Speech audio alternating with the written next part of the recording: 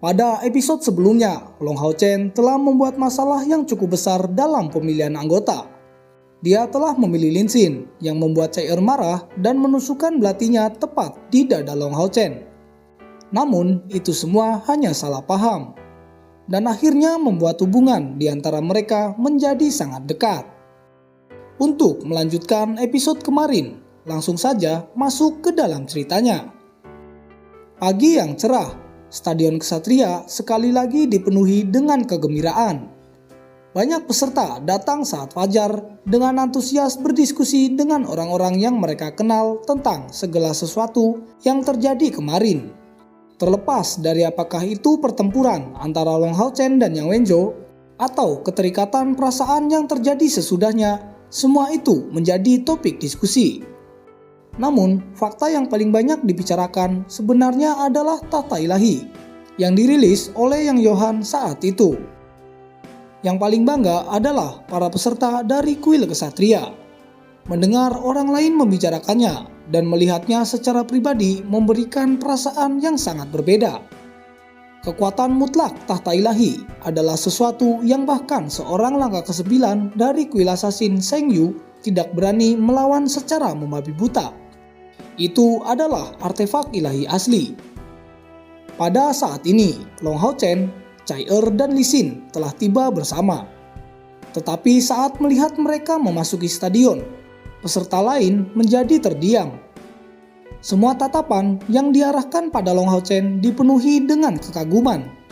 Meskipun dia masih sangat muda, dia memiliki keberanian untuk menantang aturan aliansi. Dia bahkan melawan seorang dari langkah ke-9. Keberanian ini bukanlah sesuatu yang dimiliki oleh semua orang. Setelah waktu yang singkat, semua peserta dipertemukan kembali. 6 master dari 6 kuil juga masuk perlahan naik ke atas platform.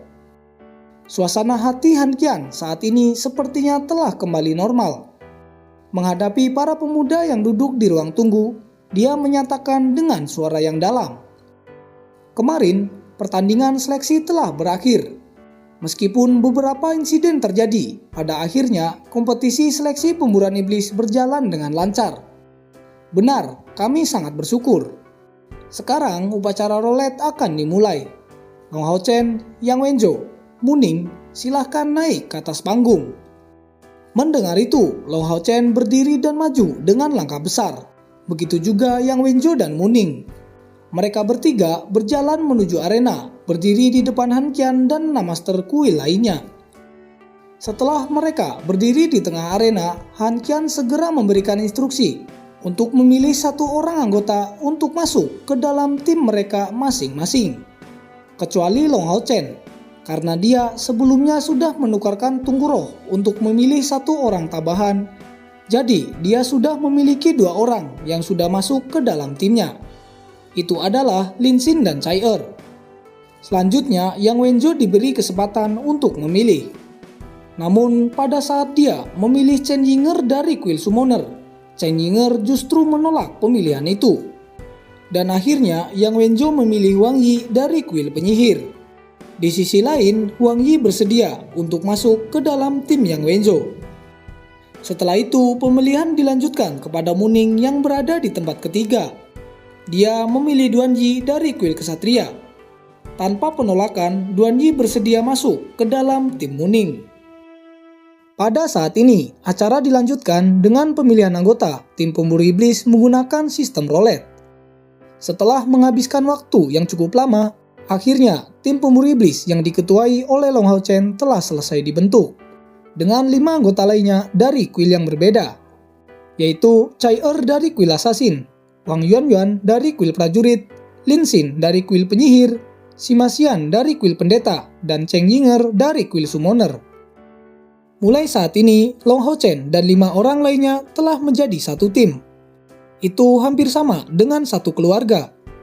Mereka akan terus bersama, kecuali salah satu dari mereka telah mati. Jika dilihat, tim ini merupakan tim yang paling menarik perhatian.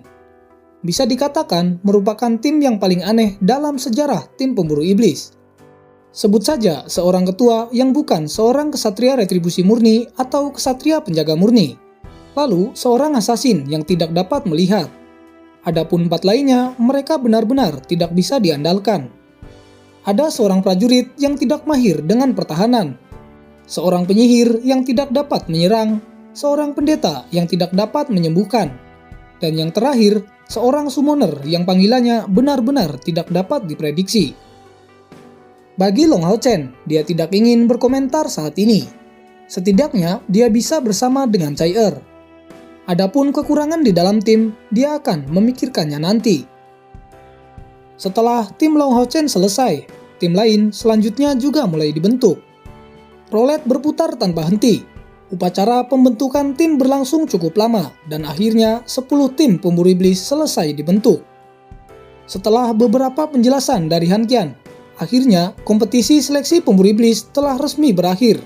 Semua peserta meninggalkan arena dan berkumpul dengan tim baru mereka. Dalam tim Long Hao Chen, Lin Xin yang sangat bersemangat mentraktir semua anggota untuk makan bersama di sebuah restoran yang cukup terkenal di kota suci. Sebenarnya, Lin Xin sangat berterima kasih pada Long Hao Chen karena telah memenuhi janjinya. Dengan acara makan bersama ini, itu juga akan menjadi awal untuk saling akrab satu sama lain. Pada waktu makan malam, sementara anggota tim Long Hao Chen mendiskusikan kekurangan satu sama lain dan makan sampai kenyang, Han Qian kembali ke markas aliansi dan segera memanggil Han Yu. Han Yu yang tidak hadir dalam pemilihan tim pemburu iblis, dia menanyakan hasilnya. Dia ingin tahu seperti apa tim yang akan diketuai oleh Long Hao Chen. Karena dia merupakan ksatria pengawal, maka sangat penting untuk mengetahui siapa saja anggota di dalam timnya. Han Qian tidak menyembunyikannya. Dia memberikan semua hasil dari pemilihan tim pemburu iblis. Dia juga menanyakan bagaimana pendapat Han Yu tentang anggota di dalam tim Long Hao Chen. Setelah beberapa saat melihat daftar dari anggota tim Long Hao Chen, Han Yu mencoba mengeluarkan pendapatnya. Pertama, bagian kesatria dan asasin sudah sangat sempurna. Untuk penyihir, kekuatan menyerangnya sangat buruk, tapi dia bagus dalam hal pertahanan. Sedangkan yang lain mendapatkan Wang Yuanyuan sebagai prajurit, dari posisi tertentu bisa menganggap si Masian sebagai amukan prajurit. Dan juga seorang summoner, mungkin tidak bisa diandalkan. Satu-satunya yang bisa dilakukan hanya sebagai peran pendukung. Han Qian yang mendengar pendapat itu menjadi sangat puas. Dia bisa melihat sikap Han Yu yang sedikit berubah. Setelah menjadi ksatria pengawal, sikapnya saat ini menjadi cukup tenang.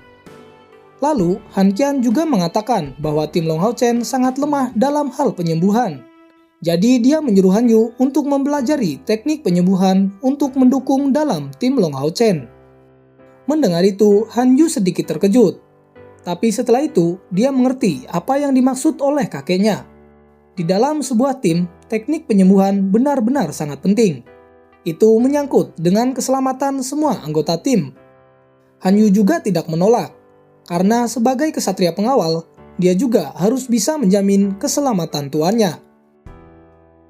Kembali kepada Long Hao Chen. Setelah kembali ke hotel, Long Hao Chen merasa sangat tidak nyaman. Tim pemburu iblis telah dibentuk. Pikirannya saat ini penuh dengan anggota timnya yang sangat aneh. Tim ini penuh dengan orang-orang yang tidak bisa diandalkan. Saat itu Long Hao Chen mencoba untuk menyerahkan posisi pemimpin kepada Chai Er. Namun, dia tidak tertarik dengan peran pemimpin. Jadi, pada akhirnya, semua orang yakin Long Hao Chen satu-satunya yang cocok menjadi pemimpin dalam tim tersebut. Mulai saat itu, Long Hao Chen tidak lagi menjadi 1 orang, tetapi itu 7 orang. Dia sekarang bertanggung jawab atas kehidupan setiap anggota dalam timnya, dan juga bertanggung jawab atas setiap tindakan mereka. Dalam sekejap mata, 4 hari telah berlalu. Selama 4 hari ini, Long Hao Chen dan semua anggotanya mempunyai 2 hal utama yang harus dilakukan. Yang pertama adalah pergi ke menara misi untuk mendaftar tim pemburu iblis yang telah dibentuk. Tim pemburu iblis sendiri dipisahkan ke dalam kelas yang berbeda. Semakin tinggi kelas tersebut, semakin besar hadiah yang didapat untuk setiap misi. Kelas tersebut dibagi menjadi 6 tingkat, yaitu tingkat prajurit, tingkat umum, tingkat komandan, tingkat raja, tingkat kaisar, dan juga tingkat gelar. Dan masalah kedua adalah memasuki gudang harta karun aliansi. Long Hao Chen memilih teknik rahasia untuk dipelajari. Dia memilih keterampilan yang meningkatkan pertahanan individu dan keterampilan peningkatan kelompok. Dalam kapasitasnya sebagai ketua tim, dia membuat pilihan dengan mempertimbangkan untuk seluruh tim. Pada saat yang sama, ketika dia memilih teknik rahasia sehari sebelumnya, Long Hao Chen berpamitan pada Guru Yehua bahwa dia akan pergi untuk menyelesaikan semua misi yang dia terima sebagai tim pemburu iblis. Sebenarnya dia sangat enggan untuk berpisah dengan gurunya. Namun itu harus dia lakukan karena sekarang sudah menjadi ketua tim pemburu iblis. Di sisi lain, Yehua juga merasa sangat berat untuk berpisah dengan murid ini yang sudah dia anggap sebagai putranya sendiri. Seperti kata pepatah, seekor anak ayam harus melebarkan sayapnya untuk menjadi elang yang gagah dan perkasa. Benar, Long Hao Chen saat ini akan menjalani hidup baru.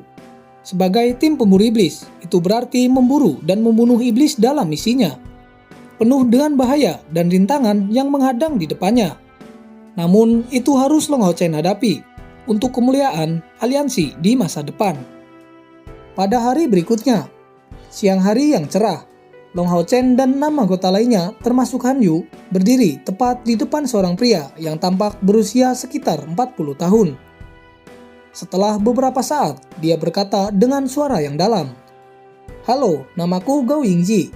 Selama 3 bulan ke depan, aku akan menjadi pemimpin kalian.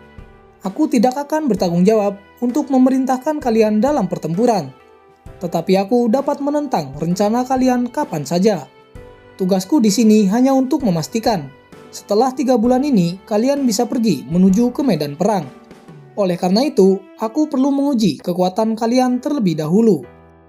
Di depannya, Cheng Yinger bertanya dengan penasaran, "Pemimpin, apa maksudmu dengan itu?" Gao Yingji menatapnya sekilas, lalu berkata dengan suara yang tegas, "Pertempuran akan selalu menjadi cara terbaik untuk menguji kekuatan seseorang. Tim ini baru saja dibentuk. Aku khawatir kalian belum pernah bertarung bersama sebelumnya. Oleh karena itu, biarkan aku menjadi lawan pertama yang akan kalian lawan." Mendengar kata-kata ini, orang pertama yang menunjukkan reaksi adalah Sima Xian dan Wang Yuanyuan. Mereka adalah yang paling ingin bertempur. Jika tidak, bagaimana mereka bisa tumbuh sebagai petarung perisai dan pendeta yang berlatih sebagai prajurit yang kuat? Wang Yuanyuan lalu bertanya, "Pemimpin, kamu sekarang berada di langkah mana?" Mendengar itu, Gao Yingji lalu menjawab dengan acuh tak acuh, "Aku seorang kesatria langkah ke-7. Selama pertarungan ini, aku tidak akan menggunakan kemampuan terbang atau memanggil tungganganku." Wang Yuanyuan dengan penuh semangat lalu bertanya sekali lagi, "Kalau begitu, jika kami berhasil mengalahkanmu, akankah kami mendapatkan sesuatu seperti beberapa koin kontribusi?"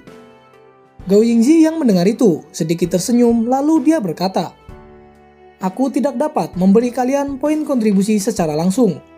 Tetapi jika kalian menang, aku akan menjadi bagian dari tim ini, mendengarkan dan mematuhi perintah kapten tim kalian. Dan satu lagi, di medan perang, semua poin kontribusi yang aku dapatkan akan dibagi secara adil kepada kalian." Mendengar itu, Long Hao Chen menjadi sangat bersemangat. Ini adalah taruhan yang pantas dicoba. Bagaimanapun juga, seorang kesatria dari langkah ke-7, jika dapat masuk sebagai bagian dari tim mereka, kemampuan tim untuk membunuh iblis, tidak peduli kekuatan atau kuantitas, itu seluruhnya akan meningkat. Meskipun bagi mereka, menantang seorang dari langkah ke-7 akan sangat sulit, Gao Yingji hanya seorang kesatria menjaga. Dan juga dia tidak memanggil tunggangannya. Siapa yang akan menolak untuk mencoba kesempatan sebesar itu? Seperti apakah kelanjutan ceritanya? Akankah tim Long Hao Chen bisa menang dalam pertandingan ini? Tunggu episode selanjutnya, dan sampai jumpa.